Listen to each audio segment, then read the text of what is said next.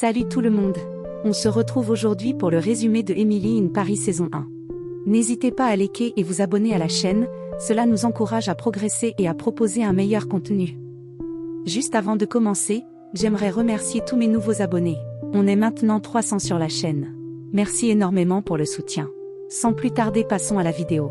Dans la série Emily in Paris, nous suivons Emily, une jeune cadre en marketing de Chicago, âgée d'une vingtaine d'années. Alors que Madeline, la patronne d'Emily, est sur le point d'accepter un poste dans la société de marketing Savoir, basée à Paris, elle découvre qu'elle est enceinte et prend la décision de rester à Chicago pour élever son bébé. Emily accepte donc le poste et s'installe en France.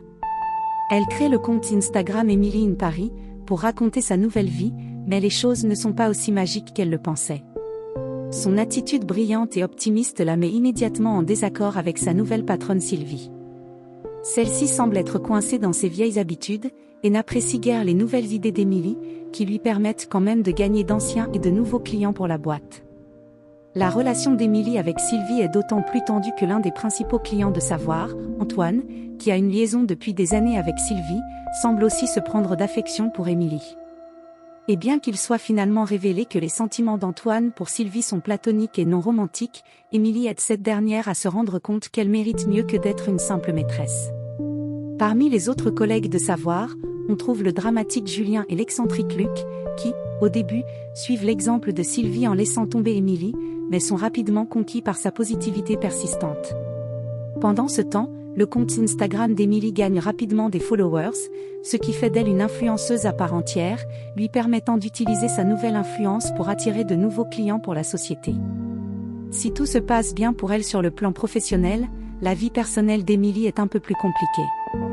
Les différences culturelles et la barrière de la langue lui donnent l'impression d'être une paria. Heureusement, elle se lie d'amitié avec Mindy, la fille d'une riche famille chinoise qui travaille désormais comme nounou à Paris.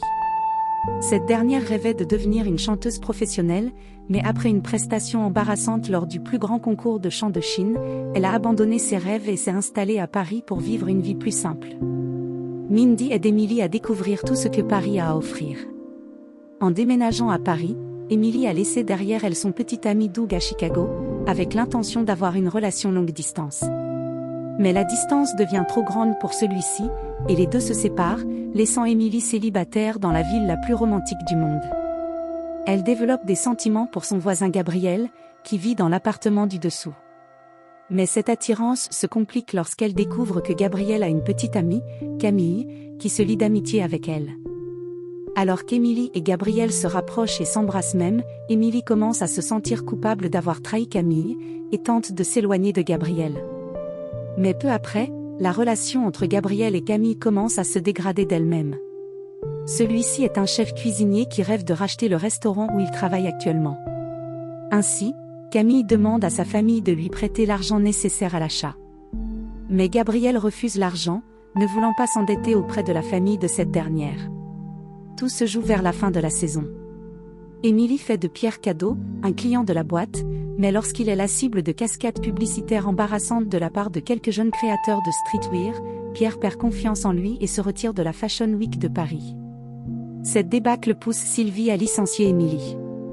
Mais après que cette dernière ait fait un discours d'encouragement à Pierre, le créateur est inspiré pour une nouvelle collection. L'événement est un grand succès, ce qui pousse Sylvie à garder Emily comme employée chez Savoir. Les choses sont beaucoup plus compliquées pour Emily dans sa vie personnelle.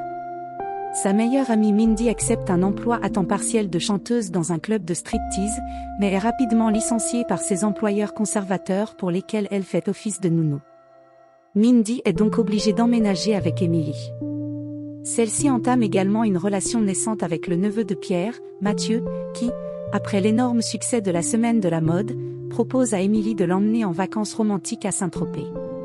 Gabriel, quant à lui, décide d'acheter un restaurant bon marché en Normandie, ce qui entraîne son départ imminent de Paris.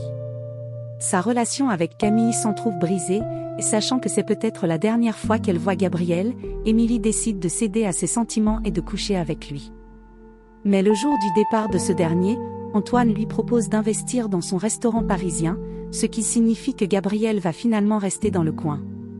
Ainsi, alors que la saison 1 touche à sa fin, Émilie est prise entre sa loyauté envers son amie Camille, sa relation naissante avec Mathieu et ses véritables sentiments pour Gabriel. J'espère que vous avez aimé la vidéo, n'hésitez pas à donner votre avis en commentaire, à liker et à vous abonner pour me soutenir. À bientôt.